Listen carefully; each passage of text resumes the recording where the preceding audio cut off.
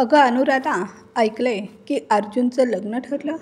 मग सांग बरं, तुझी होणारी सूनबाई कशी आहे? सुमित्राताईंनी फोनवर विचारलं. अनुराधाताईंनी हलकंसं हसत उत्तर दिलं, हो सुमित्रा, अर्जुनचं लग्न ठरलंय. मुलीचं नाव प्राजक्ता आहे. खूपच सुंदर, शिकले, सवरलेली आणि प्रेमळ. ती घरात आली की घराची शोभाच वाढेल. हे ऐकून सुमित्राताई उत्साहाने म्हणाल्या, म्हणजे आता तू सासू होणार. बरं झालं ग, आता दिवसभर स्वयंपाकघरात राबत बसावं लागणार नाही. सूनबाई आल्यावर तिच्याबरोबर गप्पा मारत मारत काम कधी संपेल कळणारही नाही. मी आणि माझी सून तर असंच करतो. आम्ही दोघी मिळून स्वयंपाकघर आवरतो आणि मग सासू सुना आरामात बसून TV पाहतो. बोलता बोलता सुमित्राताई हसल्या. हो ग, मी नेहमी विचार करायचे, कदाचित मला एक मुलगी असती तर तिच्याबरोबर गप्पा मारल्या असत्या, शॉपिंगला गेले असते, हसत खेळत दिवस घालवले असते. माझा मुलगा चांगला आहे, पण त्याला माझ्याशी बोलण्यात रस कुठे असतो. आता वाटतंय प्राजक्ता आली की मुलीची उणीव भरून निघेल, मला एक सोबत मिळेल. दुसऱ्या बाजूने सुमित्राताई हसत म्हणाल्या, बरोबर आहे अनुराधा, आता तुला थोडा आराम मिळेल. बरं सांग, लग्नाची तारीख कधीची ठरवली आहे? अनुराधाताईंनी डोळ्यात चमक आणत सांगितलं, 25 एप्रिल, अगदी माझ्या वाढदिवसाच्या दिवशी. अरे वा, मग 2 सेलिब्रेशन एकाच दिवशी. तुझा वाढदिवस आणि सासू पदाचा सोहळा. सासू नाही ग, मी तर प्राजक्ताची आई होणार आहे. फक्त त्या सुवर्ण क्षणाची आस लागली आहे, ज्या दिवशी माझा लाडका मुलगा घोड्यावर बसेल आणि चंद्रासारख्या मुखाकृतीच्या सुनेला घेऊन घराची शोभा वाढवायला येईल. ठीक आहे सुमित्रा, मी आता फोन ठेवते. तुझ्याकडे तरी तुझी सून आहे, जिच्याबरोबर तू सगळं काम करतेस, पण सध्या मला एकटीला सगळं करावं लागतं. असं म्हणत दोन्हीही मैत्रिणी खळखळून हसल्या. फोन ठेवून अनुराधाताई परत स्वयंपाकघरात गेल्या. काम करता करता त्यांच्या मनात भूतकाळाची पानं उलगडू लागली. त्या एका मध्यमवर्गीय कुटुंबातील संस्कार संपन्न, हुशार आणि संवेदनशील मुलगी होत्या. अभ्यासात तरबेज, व्यवहारात सरळ आणि मनाने कोमल. त्यांचं एकच स्वप्न होतं, शिक्षिका होण्याचं. MA पर्यंत शिक्षण पूर्ण केलं होतं. BEdसाठी फॉर्म भरला होता. त्यांना शिक्षिका होऊन समाजात बदल घडवायचा होता. विशेषतः मुलींच्या शिक्षणासाठी काम करायचं होतं. पण लग्नाचं स्थळ आलं आणि त्यांच्या स्वप्नांची दिशा बदलून गेली. मुलाकडची मंडळी शहरातली, मुलगा सरकारी नोकरी, भरघोस पगार. आई वडिलांना सगळं पसंत पडलं. मला पुढचं शिक्षण घ्यायचं आहे, करिअर करायचं आहे, मी आईबाबांना सांगितलं. आईबाबा म्हणाले, अशा स्थळाची संधी पुन्हा मिळत नाही आणि करिअर करायचं असेल तर लग्नानंतरही करू शकतेस. कितीतरी मुली लग्नानंतर शिक्षण पूर्ण करून नोकरी करतात. यानंतर त्यांनी गप्प राहणं मान्य केलं. लग्नानंतर पुढचं शिक्षण घेता येईल असा दिलासा स्वतःला दिला आणि सासरी आल्या. मनात खूप अपेक्षा होत्या. सासूबाई पहिल्याच दिवशी म्हणाल्या, हे घर तुझं आहे, आम्हाला सूनबाई नको, मुलगी हवी आहे जी सगळं सांभाळेल. त्या मनापासून हसल्या. वाटलं, सासरला आपलं घर मानलं, सगळ्यांना प्रेमाने स्वीकारलं तर सगळं उत्तम होईल. पण दुसऱ्याच दिवशी त्यांना जाणवलं, या घराला मुलगी नको, तर फुकट राबणारी मोलकरीण हवी आहे. पहाटे 5ला उठून झाडू, फरशी, नाश्ता, सासू सासऱ्यांची औषधं, नवऱ्याचा डबा, एवढं करूनही तक्रारींचा पाऊस. चहा चांगला होत नाही, स्वयंपाकघर नीट सांभाळता येत नाही, काम एवढं हळू का करतेस, भाजीला चव नाही. नवरा अशोकराव शांत, संयमी, पण फार व्यस्त माणूस. ना बोलण्यात रस, ना पत्नीच्या छंदात. सकाळी वृत्तपत्र, दिवसभर ऑफिस, एवढंच त्यांचं जग. एका दिवशी अनुराधाताईंनी धाडसाने म्हटलं, मला पुढे शिकायचं आहे. अशोकरावांनी चेहऱ्यावर किंचित नाराजी आणत उत्तर दिलं, आता काय गरज आहे, घरीच राहा, सगळं आरामात चाललंय ना. सासूबाईंना सांगितलं तर त्यांनी कडक आवाजात फटकारलं, गपचूप घरी बस आणि तुझा संसार सांभाळ. अनुराधाताईंनी हसून मान खाली घातली. आत्ताच लग्न झाले, थोडे दिवस थांबते, नंतर सगळ्यांची समजूत काढते असा विचार करून त्यांनी आपलं मन शांत केलं. हळूहळू त्यांची पुस्तकं कपाटातल्या खालच्या कप्प्यात धुळीत दडली. घरातल्या प्रत्येकाची आवडनिवड त्यांना पाठ होती, पण त्यांच्या आवडीकडे, त्यांच्या छंदाकडे कुणाचं लक्षच गेलं नाही. 2 वर्षांनी त्या मुलाच्या आई झाल्या. मुलाला वाढवलं, शिकवलं, संपूर्ण कुटुंबाचा सांभाळ केला, पाहुण्यांची उठाठेव केली. त्या एक आदर्श पत्नी, आदर्श आई आणि आदर्श सून झाल्या. पण त्यांच्या आतली अनुराधा हळूहळू नाहीशी झाली होती. कितीतरी वेळा त्यांनी विचार केला, मी काहीतरी करावं, किमान एखाद्या प्रायव्हेट शाळेत तरी नोकरी करावी. पण जेव्हा सासूबाईंना विचारलं तेव्हा घर डोक्यावर घेतलं. आता या घराची सून नोकरीला जाणार? आमच्या घराची अब्रू धुळीस मिळवायची का? अशोक, तुझ्या बायकोला समजावून सांग, इथे असली नाटकं अजिबात चालणार नाहीत. अनुराधाताई दचकल्या. घरातल्या प्रत्येकाच्या सोयीसाठी त्यांनी आपली सगळी स्वप्नं आणि इच्छांची आहुती दिली आणि बदल्यात मिळालं ते फक्त गुलामगिरीचं ओझं. आता त्या फार बोलत नसत, कधी तक्रार करत नसत. आरशात स्वतःकडे पाहताना मनात एकच प्रश्न उमटायचा, ही स्त्री कोण आहे? डोळ्याखाली काळी वर्तुळं, कपाळावर चिंतेच्या रेषा आणि ओठांवर थकलेल्या हास्याची सावली स्वतःलाच ओळखू येईना. लग्नाला 15 वर्षे झाली होती की अचानक सासूबाईंचं निधन झालं. घराची सगळी जबाबदारी त्यांच्या खांद्यावर पडली आणि त्यापासून सुटका त्यांच्या हातात नव्हती. 5 वर्षांपूर्वी अशोकरावांचंही हार्ट अटॅकमुळे निधन झालं. जगासमोर त्या शांत राहिल्या, पण आतून मात्र त्यांचं अस्तित्व कोलमडलं होतं. अर्जुन आता मोठा झाला होता, चांगल्या नोकरीत होता, लग्नासाठी तयार होता आणि शेवटी तो दिवस आला अर्जुनच्या लग्नाचा. लग्न मोठ्या थाटामाटात पार पडले. घराच्या उंबरठ्यावर प्राजक्ताने पहिल्यांदा पाऊल ठेवलं तेव्हा कितीतरी वर्षांचं एकटेपण जणू तिच्या पैंजणाच्या मंजूळ नादात विरघळून गेलं. हिरव्या साडीत नटलेली, देखणी सुशिक्षित प्राजक्ताला पाहून अनुराधाताईंच्या डोळ्यात पाणी आलं. त्यांनी सुनेची आरती उतरवली, तिला मिठी मारली आणि मनोमन देवाचे आभार मानले. हे देवा, तू माझं ऐकलंस. सुनेच्या रूपानं अगदी चंद्राचा तुकडाच दिलास. घरात उत्सवाचं वातावरण होतं. रीतिरिवाज, नातेवाईकांचा हशात टवाळक्या, यातही अनुराधाताईंच्या नजरा प्राजक्तावरच खिळल्या होत्या. तिच्या प्रत्येक हालचालीत त्या आपल्याच अपूर्ण राहिलेल्या मुलीचं प्रतिबिंब पाहत होत्या. संध्याकाळी सगळे एकत्र बसले असताना अनुराधाताईंनी हसत विचारलं, सूनबाई, आता पुढे काय विचार आहे तुझा? वातावरण क्षणात शांत झालं. प्राजक्ताच्या डोळ्यात आत्मविश्वास चमकला. आई, मला माझं शिक्षण पूर्ण करायचं आहे, तिने ठामपणे सांगितलं.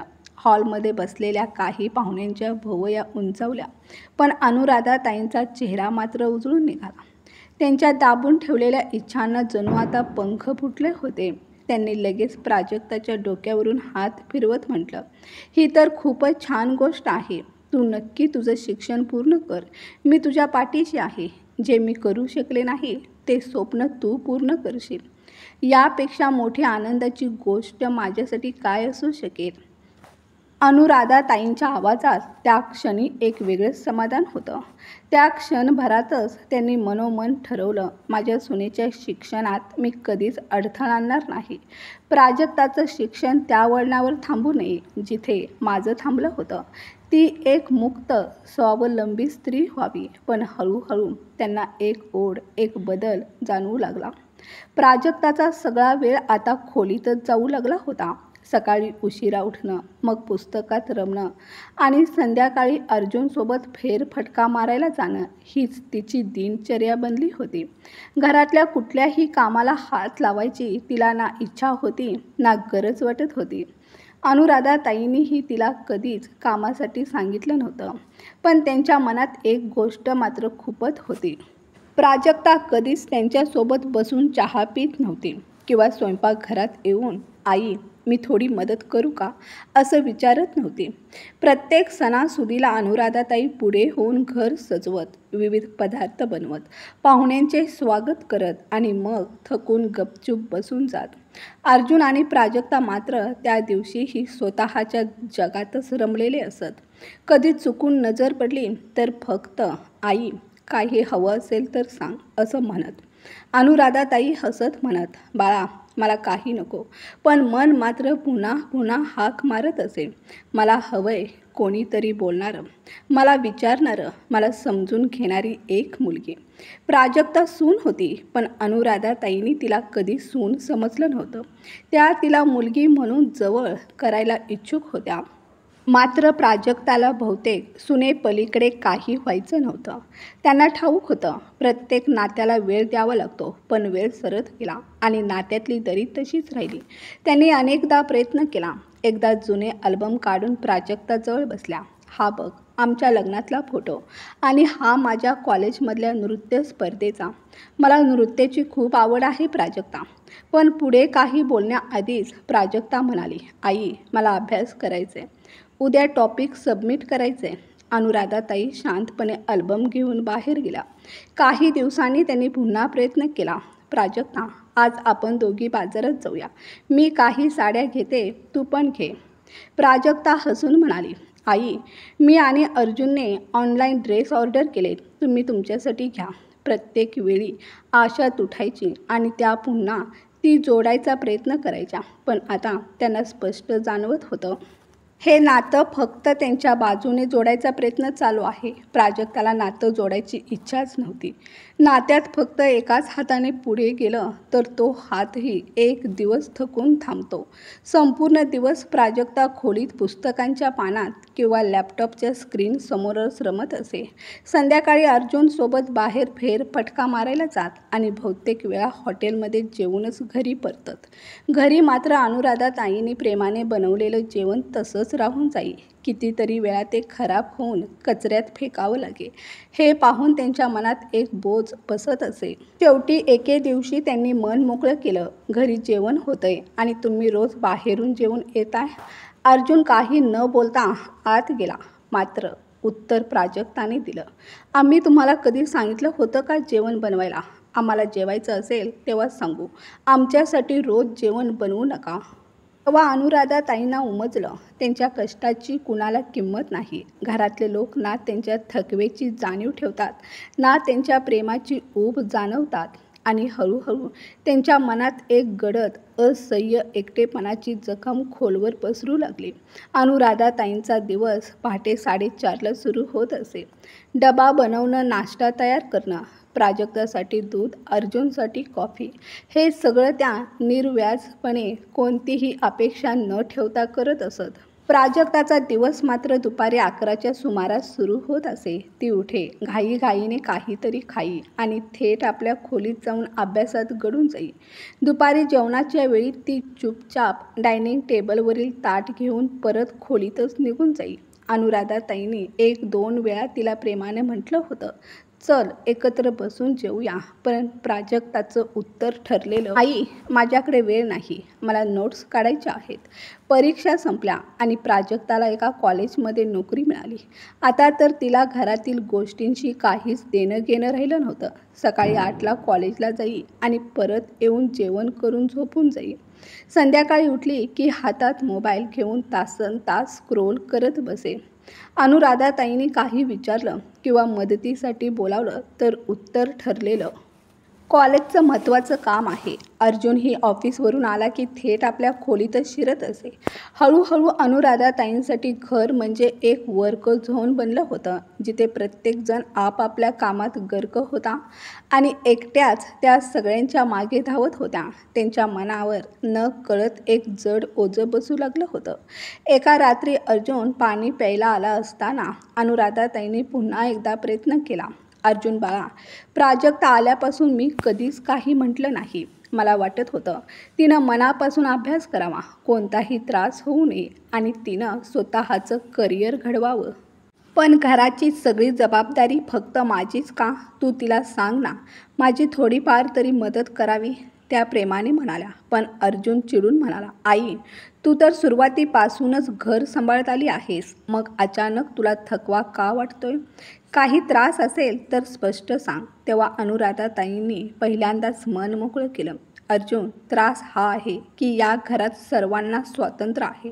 प्राजक्ताला तिचं शिक्षण आणि नोकरीचं, तुला बाहेर जाण्याचं, तुमच्या मनाप्रमाणे वागण्याचं, पण मला स्वतःसाठी 10 मिनिटं देखील मिळत नाहीत. मला फक्त एक सहयोगी हवा आहे. अर्जुनचे पुढचे शब्द त्यांच्या मनाला हातोड्याचे घाव देऊन गेले. आई, प्राजक्ताही तुला मदत करायला इच्छुक असते, पण तिला वेळच मिळत नाही. ती जॉब करते, पैसे कमावते. तिचा पण त्रास समजून घे. अनुराधाताईंनी डोळ्यातलं पाणी लपवण्याचा प्रयत्न केला. हो, तू बरोबर बोलतो आहेस. मी तर जॉब करत नाही, बाहेर जाऊन पैसेही कमवत नाही, त्या हळूच म्हणाल्या. काही क्षणातच अर्जुन तोंड फिरवून आपल्या खोलीत गेला. गेल्या काही दिवसात सततच्या विचारणी आणि ओझ्याने त्यांची तब्येत बिघडू लागली होती. गुडघेदुखी, अंगातील जडपणा, सकाळी उठल्यावर हातपाय सुन्न पडल्यासारखं होणं. तरीही त्या न थांबता सगळी कामं करत होत्या. कित्येकदा त्यांनी मनाशी ठरवलं होतं, यावेळी अर्जुनला माझा त्रास सांगेन, पण अर्जुन व प्राजक्ता आपापल्या कामात व्यस्त असत.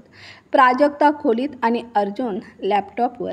शेवटी एके दुपारी जेव्हा वेदना असह्य झाल्या, त्या म्हणाल्या, अर्जुन, आज माझे गुडघे फार दुखत आहेत, उभंही राहत नाही. पण त्याच क्षणी प्राजक्ताचा फोन आला आणि ती बाहेर निघून गेली. अर्जुन मात्र मोबाईल स्क्रोल करत म्हणाला, आई, पेन किलर असेल तर घेऊन टाक.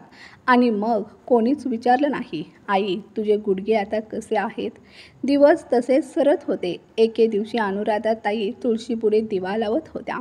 तेवढ्यात अर्जुन येऊन हळू आवाजात म्हणाला, आई, एक आनंदाची बातमी आहे.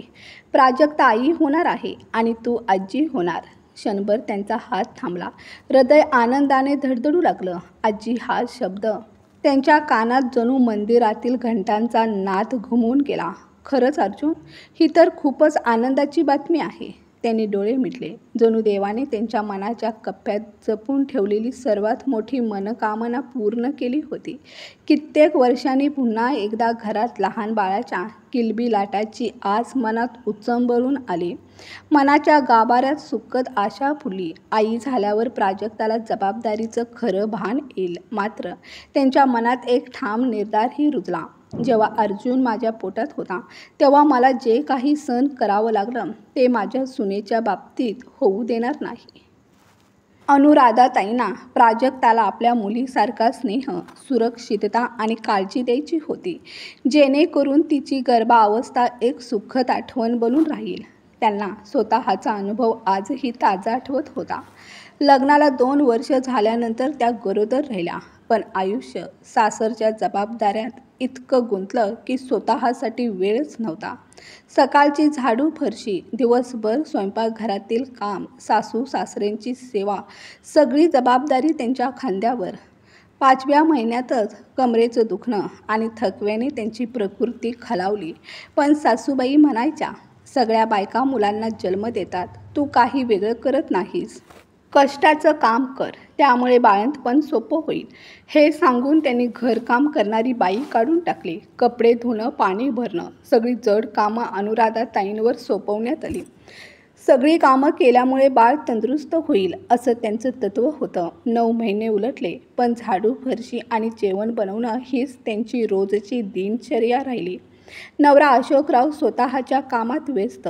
एकदा धाडस करून अनुराधाताईंनी म्हटलं, आज खूप त्रास होत आहे, मला उठवतही नाहीये. तेव्हा अशोकरावांचा निर्विकार प्रतिसाद आला, मी स्वतः ऑफिसचं काम करून थकून आलो आहे. गरोदरपणात जे प्रेम, जिव्हाळा आणि काळजी मिळायला हवी होती, ती त्यांना कधीच मिळाली नाही. शेवटच्या महिन्यात थकवा आणि मनातील भीती एकट्याने सहन केली. डॉक्टरांची अपॉइंटमेंट घेणं तर दूरच, एक कप दूधही विचारणारा कोणी नव्हतं. शेवटच्या दिवसापर्यंत त्या घरकामात गुंतल्या होत्या आणि अखेर शस्त्रक्रिया करावी लागली. त्या वेदना, ती असहाय्यता आणि ते एकटेपण त्यांच्या मनावर खोलवर कोरलं गेलं होतं. आजही तो काळ आठवताच त्यांच्या डोळ्यात नकळत पाणी आलं. नाही, माझ्या सुनेला हे सगळं सहन करावं लागणार नाही, असा त्यांनी मनोमन निर्धार केला. हळूहळू त्या पूर्णपणे प्राजक्तेच्या काळजीत रमल्या. प्राजक्ता चिडचिडी किंवा अस्वस्थ झाली की त्या शांतपणे म्हणत, काही नाही बाळा, हा काळच असा नाजूक असतो. आणि तिला हसत, मिठी मारत. त्यांच्या मनात एकच विचार होता, मातृत्वाचा काळ प्रत्येक स्त्रीसाठी असा असतो ज्यात तिला सुरक्षितता, माया आणि जिव्हाळा मिळणं हा तिचा हक्क असतो. असं करत करत 9 महिने सरले. अभिनंदन, मुलगा झाला आहे हे ऐकताच अनुराधाताईंच्या डोळ्यातून आनंदाश्रू वाहू लागले. काही क्षण त्यांचं हृदय जणू थांबूनच गेलं. त्यांनी हात जोडले आणि मनोमन म्हणाल्या, देवा, तुझे कोटी कोटी आभार. आज तू मला जीवनाचं सर्वात सुंदर वरदान दिलं आहेस. पहिल्यांदा आपल्या नातवाला हातात घेताच त्यांच्या अंगातली सारी थकावट, वेदना आणि मनातील तक्रारी एका क्षणात नाहीशा झाल्या.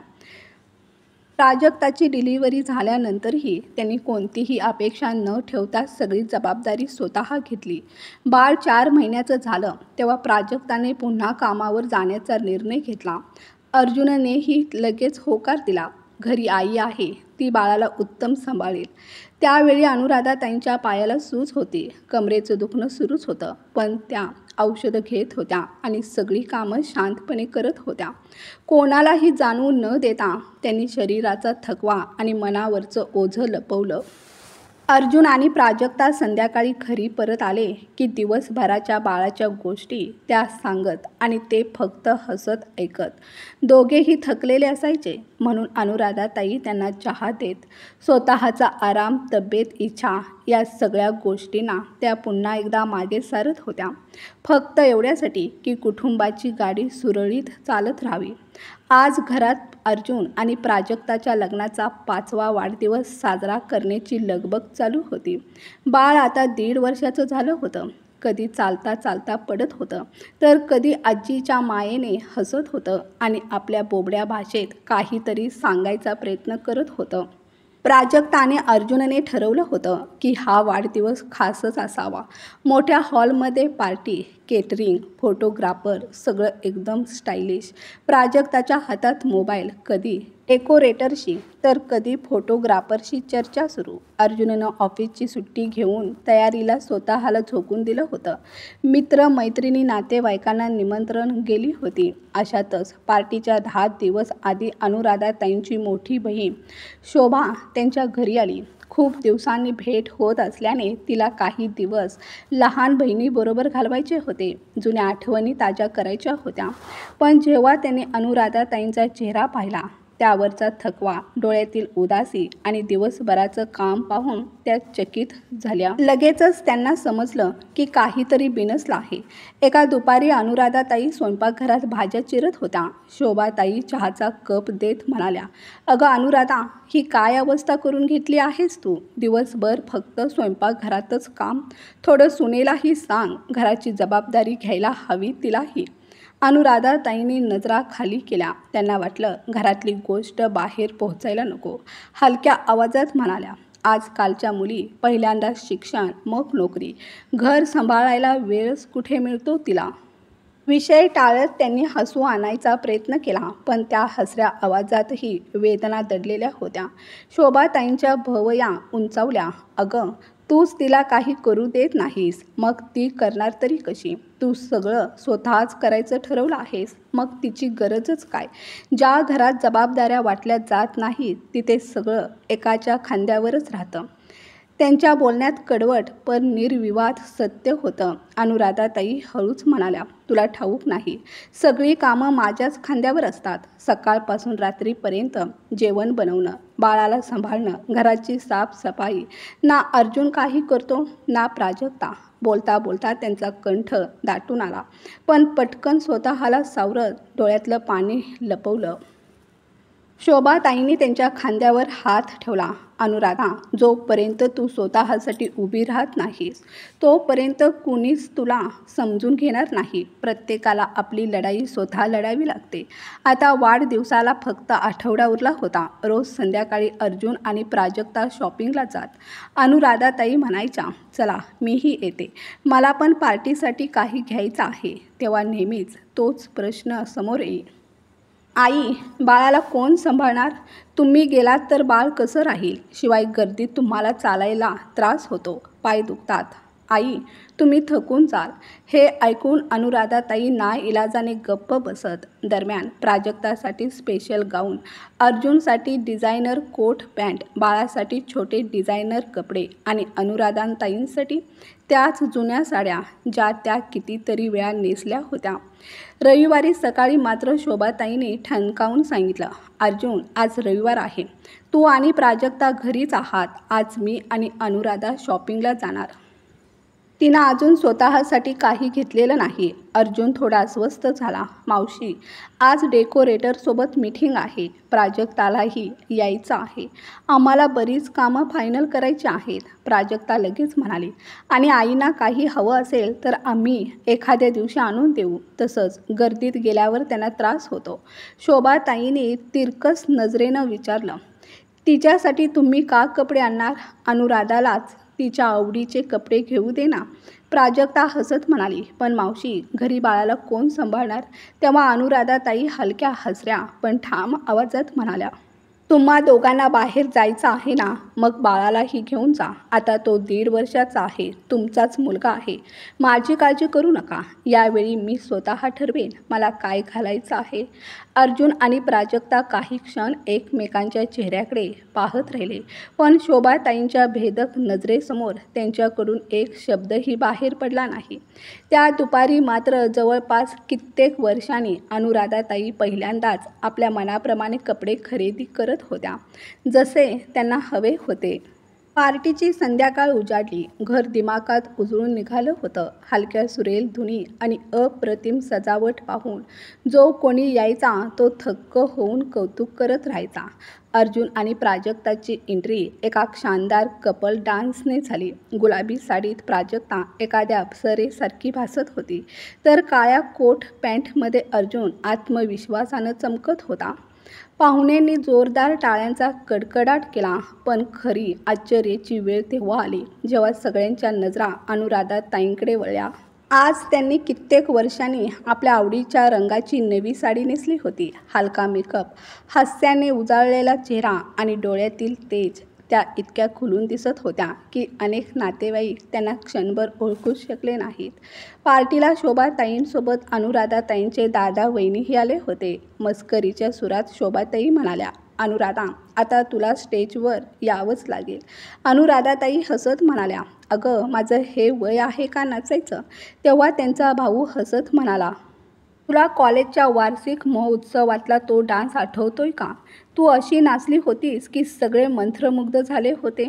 तेवढ्यात एका पाहुण्याने हाक मारली. मग अनुराधाताईंचा एक डान्स व्हायलाच हवा. टाळ्यांचा गजर झाला. शोभाताईंच्या डोळ्यांनी दिलेला खुणावणारा इशारा आणि प्रेमळ आग्रह यामुळे अनुराधाताई उठल्या. साडीचा पदर सावरत थोड्याशा संकोचाने त्या स्टेजवर चढल्या. जुन्या काळाचं एक मधुर गाणं सुरू होताच त्यांनी नृत्याला सुरुवात केली. त्यांच्या भावपूर्ण हालचालीने हॉलमधील प्रत्येक जण स्तब्ध झाला. नृत्य इतकं सुंदर होतं की एखादा सिद्धहस्त कलाकारालाही लाजवेल. क्षणभर वातावरणात निशब्द शांतता होती आणि पुढच्याच क्षणी टाळ्यांचा प्रचंड कडकडाट उसळला. अनुराधाताईंच्या डोळ्यात आनंद अश्रू दाटले, कारण कितीतरी वर्षांनी त्यांना आपल्या जिव्हाळ्याच्या छंदाला पुन्हा रंगमंचावर जगण्याची संधी मिळाली होती. अर्जुन आणि प्राजक्ता स्तब्धपणे त्यांचा नृत्य पाहत होते. त्यांना विश्वासच बसत नव्हता की त्यांच्या आईच्या मनात एवढं विलक्षण कौशल्य दडलं आहे. पाहुण्यांच्या गप्पा, सेल्फी बूथवरील मस्ती, चारीही बाजूंनी पसरणारा आनंद. एका मोठ्या टेबलावर सुंदर केक सजवलेला होता. जेव्हा केक कापण्याची वेळ आली तेव्हा अर्जुन आणि प्राजक्ताने मिळून आपल्या लग्नाच्या 5व्या वाढदिवसाचा केक कापला. त्यानंतर एक रोमॅन्टिक गाणं लागलं आणि वातावरण काही क्षणांसाठी प्रेमाने भरलं. मात्र पुढच्या क्षणी डीजेवर हॅपी बर्थडे टू यू ही धून वाजू लागली आणि सगळेच दचकले. अर्जुनने चिडून आयोजकाला बोलावलं, सर, ही वाढदिवसाची पार्टी नाही, लग्नाचा वाढदिवस आहे. विसरलात का? तेवढ्यात शोभाताई मोठ्याने म्हणाल्या, एकदम योग्य गाणं वाजवले आणि ते मीच सांगितलं होतं. सगळ्यांचे डोळे त्यांच्या दिशेने वळले. मंचाजवळ जात हलक्या हसऱ्या पण ठाम स्वरात शोभाताई म्हणाल्या, अर्जुन, प्राजक्ता, आज फक्त तुमच्या लग्नाचा वाढदिवस नाही, तर या घराची पायाभरणी करणाऱ्या आपल्या सगळ्यांची लाडकी अनुराधाचा वाढदिवस आहे. कुणाच्या लक्षातच आलं नाही का? क्षणातच हॉलमध्ये शांतता पसरली. अर्जुन आणि प्राजक्ताच्या चेहऱ्यावर संकोच व लाज स्पष्ट दिसत होता. स्वतःच्या आनंद सोहळ्यात आईचा वाढदिवस विसरणं हे सर्वांसमोर त्यांना चांगलंच खटकत होतं. शोभाताईंनी दुसरा केक आणण्याचा इशारा देत गंभीर पण आपुलकीच्या स्वरात म्हटलं, आता आणखी एक केक कापला जाणार आहे, त्या स्त्रीसाठी जिने या घराला खऱ्या अर्थाने घर बनवले, जिच्या कष्ट, प्रेम आणि त्यागाशिवाय आजचा कुठलाही आनंद शक्य नव्हता. पूर्ण हॉल टाळ्यांच्या गजराने दुमदुमला. प्राजक्ता पुढे येत म्हणाली, आई, वाढदिवसाच्या खूप शुभेच्छा. आम्ही खरोखर विसरलो, माफ करा. Sorry I. वाढदिवसाच्या शुभेच्छा, अर्जुनही हलक्या आवाजात म्हणाला. अनुराधाताईंच्या चेहऱ्यावर आज एक वेगळंच तेज होतं. पार्टीची झगमगती रात्र संपली. नातेवाईक परत गेले. मात्र प्राजक्ताची आई शारदाताई मुलीच्या सासरी 2 दिवस थांबल्या. सकाळच्या पहिल्या किरणासह अनुराधाताईंचे डोळे उघडले. वर्षानुवर्षांची सवय त्यांना उठण्यास भाग पाडत होती. त्या उठून बाहेर आल्या तर मुलाच्या आणि सुनेच्या खोलीतून गप्पांचा आवाज येत होता. सगळे जागे झालेच आहेत तर सर्वांसाठी चहा बनवते, असा विचार करून त्या स्वयंपाकघरात गेल्या. काही वेळाने मुलगा आणि सुनेच्या खोलीजवळ पोहोचल्या. दरवाजा अर्धा उघडाच होता. आत प्राजक्ता काल मिळालेल्या भेटवस्तू उघडून पाहत होती आणि तिची आई शारदाताई अर्जुनशी बोलत होत्या. आता फक्त 1 महिन्याची गोष्ट आहे, मग मी रिटायर होणार. शारदाताईंनी दीर्घ श्वास घेतला. आईचं बोलणं ऐकताच प्राजक्ताने हातातली भेटवस्तू बाजूला ठेवली आणि आईजवळ येऊन बसली. तिच्या चेहऱ्यावर आईसाठीचं गडद प्रेम आणि चिंता स्पष्ट दिसत होती. अरे वा आई, रिटायर झाल्यावर तुला फक्त आरामच आराम मिळणार. आयुष्यभर तू नोकरी केलीस, सकाळी कामावर जाणं, दुपारनंतर घरी परतणं, पण आता रिटायरमेंटनंतर तुझ्या सगळ्या आवडीनिवडी पूर्ण कर.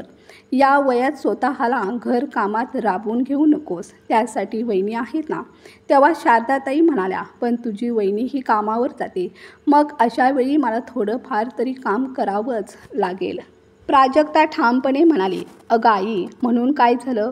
आधीही तीच घर सांभाळत होती ना, मग आता का नाही सांभाळणार? घराची जबाबदारी पुन्हा डोक्यावर घेऊ नकोस. फिरायला जा, बाबांसोबत वेळ घालव, मैत्रिणींना भेट, किट्टी पार्टीला जात जा. आणि तसंही या उतरत्या वयात शरीरात पहिल्यासारखी ताकद कुठे राहते जी घरकाम करत बसशील? अर्जुनने ही मान डोलावली. आई, प्राजक्ता अगदी बरोबर बोलते आहे. तुम्ही खूप कष्ट केलात, आता आराम करण्याची वेळ आली आहे.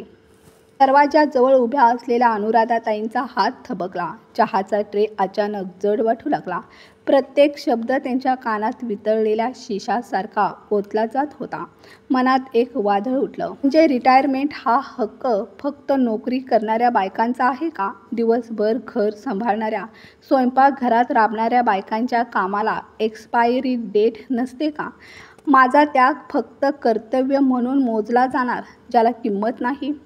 माझ्या कुठल्या आवडी इच्छा नाहीत का? चहाचा ट्रे घेऊन त्या गपचूप वळल्या आणि स्वयंपाकघरात परत ठेवल्या. जणू एखादं जड ओझं उतरवलं होतं. निशब्द बाल्कनीत येऊन उभ्या राहिल्या. सकाळची थंडगार हवा त्यांच्या आतल्या आगीला शांत करू शकत नव्हती. तेवढ्यात पाठीमागून शोभाताईंनी खांद्यावर हात ठेवला. काय झालं अनुराधा? सकाळी सकाळी एकटीच बाल्कनीत का उभी आहेस? अनुराधाताईंनी दीर्घ श्वास घेतला. डोळ्यात पाणी नव्हतं, फक्त एक दृढता होती. ताई, तू बरोबर म्हणतेस. माझ्यासाठी मला स्वतःच उभं राहावं लागेल. जोपर्यंत मी सगळ्या जबाबदाऱ्या उचलत राहीन, तोपर्यंत कुणालाच आपली जबाबदारी कळणार नाही. शोभाताई हसल्या. 2 दिवसांनी प्राजक्ताची आई आणि शोभाताई आपापल्या घरी परत गेल्या. घर पुन्हा पहिल्यासारखं सामान्य, सुव्यवस्थित. दुसरा दिवस रविवार होता. आज पहिल्यांदाच अनुराधाताई उठून स्वयंपाकघरात गेल्या नाहीत. न चहा बनवला, न बाळासाठी खाऊ, न कुणाच्या नाश्त्याची तयारी. त्यांनी गपचूप कपाट उघडलं. वर्षांपूर्वी घेतलेला स्पोर्ट शूज बाहेर काढला, जो विकत घेतला होता पण कधी वापरण्याची संधीच मिळाली नव्हती. तो शूज घालून त्या बागेच्या दिशेने निघाल्या, कुणाला काही न सांगता. मोकळ्या हवेत चालताना आज त्यांच्या शरीराबरोबर मनालाही शांती लाभली. प्रत्येक पाऊल त्यांना जिवंत असल्याची जाणीव करून देत होतं आणि त्या पिंजऱ्यातून मुक्त होण्याचीही, ज्या पिंजऱ्यात त्यांनी स्वतःला वर्षानुवर्ष कैद करून ठेवलं होतं. जवळपास तासाभरानंतर त्या घरी परतल्या. दरवाजा उघडताच अर्जुन आणि प्राजक्ताचा आवाज कानावर आला. अर्जुन, तुझी आई कुठे निघून गेली? बाळासाठी खाऊसुद्धा बनवला नाही. प्राजक्ताचा चिडलेला आवाज. मला काय माहीत, मी पण केव्हापासून माझ्या कॉफीसाठी वाट बघतोय. अर्जुनचाही रागाने भरलेला सूर. अनुराधाताईंनी काहीही न बोलता दरवाजा हळूच बंद केला. बूट काढले. काही क्षणातच अर्जुन बाहेर आला. आईला पाहताच तो म्हणाला, सगळी कामं सोडून कुठे गेली होतीस? नाही नाश्ता, नाही बाळासाठी खायला. पटकन काहीतरी बनव आणि आम्हा दोघांसाठी कॉफी. डोकं ठणकते. एवढं बोलून तो पुन्हा खोलीत निघून गेला. अनुराधाताई तिथे शांत उभ्या राहिल्या. पण अचानक त्यांनी शांतता तोडत आवाज दिला, प्राजक्ता, अर्जुन, जरा बाहेर या. दोघे बाहेर आले. काय झालं आई? अर्जुनने चिडून विचारलं. प्राजक्ता मोबाईलवरून नजर न काढता म्हणाली, बोला, काय बोलायचं आहे? अनुराधाताईंचा आवाज शांत पण ठाम होता. मला तुम्हा दोघांना एक गोष्ट सांगायची आहे. कदाचित 2 वर्ष उशिरा सांगते. मी आता निर्णय घेतला आहे. मला रिटायर व्हायचं आहे. अर्जुन उपहासाने हसला. रिटायरमेंट? आई, तू कुठे नोकरी करतेस? अनुराधाताईंनी हलकेच हसत उत्तर दिलं, हो, मी नोकरी करत नाही, पण रोज 15-16 तास घरात ड्युटी करते. या घराची, तुझी, प्राजक्ताची आणि तुमच्या बाळाची. दोघेही अवाक झाले. प्राजक्ता थोडी सावरत म्हणाली, आई, तुम्हाला माहीत आहे ना, मी कॉलेजला जाते. मला ही सगळी कामं जमणार नाहीत आणि तुम्हाला तर घर सांभाळायची सवय आहे. अनुराधाताईंनी थेट नजरेला नजर देत विचारलं. प्राजक्ता, नोकरी करणाऱ्या बायका फक्त ऑफिसचं काम करतात का? त्यांना घर नसतं का? आठवतं का? लग्न होऊन तू या घरात आलीस तेव्हा मी तुला सांगितलं होतं, तुझं शिक्षण पूर्ण कर. मी तुझ्या पाठीशी आहे. कारण माझी काही स्वप्न होती. मीही शिकलेली होती, पण मला कोणीच संधी दिली नाही. म्हणून मी ठरवलं की माझ्या सुनेची स्वप्न अपुरी राहू नयेत. पण याचा अर्थ असा नाही की तू मला होम सर्व्हिस म्हणून वापरशील. अर्जुन, तू मला आत्ताच विचारलंस आई कुठे गेली होतीस, पण कधी विचारलंस का आई तू कशी आहेस? कधी लक्ष दिलंस का की आई थकली आहे? आज मी तिच्यासाठी चहा बनवतो. हॉलमध्ये पूर्ण शांतता पसरली. अर्जुनचा मोबाईल आता हातात नव्हता. प्राजक्तानेही मोबाईल टेबलावर ठेवला होता. अनुराधाताईंच्या डोळ्यात नाराजी होती, पण त्याहून अधिक एका आईच्या वेदना आणि एका स्त्रीचा आत्मसन्मान. त्या प्राजक्ताकडे वळल्या. नजरेत ठामपणा आणि स्वरात खोली होती. प्राजक्ता बाळा, काल सकाळी मी तुझं आणि तुझ्या आईचं बोलणं ऐकलं. तू म्हणत होतीस रिटायरमेंट नंतर आईला आराम करायला हवा. त्यांनी आयुष्यभर काम केलंय. आता त्यांना स्वतःसाठी वेळ द्यायला हवा, आवडी जपायला हव्यात, फिरायला जायला हवं. मग मी तुला विचारते, तुझ्या आईसाठी विचार करताना मन उघडं राहतं, पण माझ्यासाठी विचार करताना डोळे मिटतात का? तुला दिसत नाही का माझंही वय होतंय? या वयात शरीरातली ताकद कमी होत जाते. क्षणभर थांबून त्यांनी पुढे म्हटलं, मी घर कामातून पूर्ण रिटायर होणार नाही. मी थकल्यावर थांबेल. मन झालं तरच काम करेन. उद्यापासून सकाळी मी फेरफटका मारायला जाणार आहे. आता मी स्वतःला वेळ देणार आहे. आजपासून हे घर फक्त माझी जबाबदारी नाही. प्राजक्ता घाबरून म्हणाली, पण आई, मला काहीच बनवता येत नाही. अनुराधाताई स्मित करत उठल्या, पाण्याचा ग्लास घेतला आणि म्हणाल्या, काही हरकत नाही प्राजक्ता. आजकाल सोशल मीडियावर सगळं शिकवतात. कॉफीपासून बाळाचा खाऊपर्यंत सगळं शिकून घे आणि तरी जमलं नाही तर मी शिकवेन. एवढं बोलून अनुराधाताई अंघोळीसाठी निघून गेल्या. जवळपास अर्ध्या तासानंतर त्या आपल्या खोलीतून बाहेर आल्या. पाहिलं तर प्राजक्ता मोबाईलवर सोशल मीडियावर बाळासाठी खाऊ कसा बनवायचा हे सर्च करत होती. दुसरीकडे अर्जुनने टोस्टरमध्ये 2 स्लाईस टाकले होते आणि बाजूला कॉफी बनवायला घेतली होती. प्राजक्ता, हा टोस्ट तर. त्याचं वाक्य पूर्ण होण्याआधीच टोस्टरमधून करपून गेलेले स्लाईस बाहेर आले. हा तर सगळा जळालाय. स्वयंपाकघराच्या दरवाजात उभ्या असलेल्या अनुराधाताई गपचूप हसत होत्या. डोळ्यात आता थकवा नव्हता, एक शांत समाधान होतं. क्षणभर वाटलं, अर्जुन बाजूला हो, तुझ्यापेक्षा मी चांगलं करते असं जावं आणि सांगावं, पण स्वतःलाच थांबवत त्या मनाशी म्हणाल्या, नको करू दे या दोघांना, केलं तरच शिकतील. प्राजक्ताने कसा बसा बाळासाठी खाऊ तयार केला, त्यात थोडीशी साखर घातली आणि बाळाला भरवू लागली. अर्जुनने दुसरा ब्रेड टोस्ट केला. यावेळी तो छान तयार झाला. त्यानंतर कॉफी बनवून 3 मग घेत बाहेर आला, स्वतःसाठी, प्राजक्तासाठी आणि अनुराधाताईंसाठी. त्या दिवसानंतर घरात एक वेगळंच वातावरण निर्माण झालं. प्राजक्ता आणि अर्जुन दोघंही सकाळी लवकर उठून नाश्ता बनवत आणि मग आपापल्या कामावर जात. झाडू फरशी सोबतच भांडी घासायला बाई ठेवली गेली होती. अनुराधाताई आजही लवकर उठत होत्या, पण कोणाची सेवा करण्यासाठी नाही, तर स्वतःसाठी. जॉगिंग शूज घालून बागेतल्या ताज्या हवेत फेरफटका मारत, कधी मैत्रिणींबरोबर गप्पा मारत, तर कधी योगा करत. मुलगा आणि सून कामावर गेल्यानंतर त्या आनंदाने आपल्या नातवाबरोबर खेळत, त्याच्याशी हसत, गप्पा मारत वेळ घालवत. संध्याकाळी कधी भगवद्गीता वाचत, तर कधी आवडीचा चित्रपट पाहत. एका ठाम निर्णयामुळे त्यांनी मुलगा आणि सुनेला स्पष्ट जाणीव करून दिली होती की या घरात अजून एक माणूस राहतो आणि तिचं नाव आहे अनुराधा. तर मित्रांनो, घर ही फक्त एका माणसाची जबाबदारी नसते. जेव्हा सगळे मिळून ती जबाबदारी पार पाडतात, तेव्हा नाती फुलू लागतात. आणि सगळ्यात महत्त्वाची गोष्ट, स्वतःवर प्रेम करणं ही देखील एक जबाबदारी आहे, जी कधीही विसरू नये. मित्रांनो, कथा आवडली असेल तर कथेला लाईक, शेअर करा. चॅनलवर नवीन असाल तर प्लीज आपल्या चॅनलला सबस्क्राईब करा, जेणेकरून तुम्हाला अशाच नवनवीन कथा ऐकायला आणि वाचायला भेटतील. मित्रांनो, कथा ऐकल्याबद्दल आणि वाचल्याबद्दल धन्यवाद.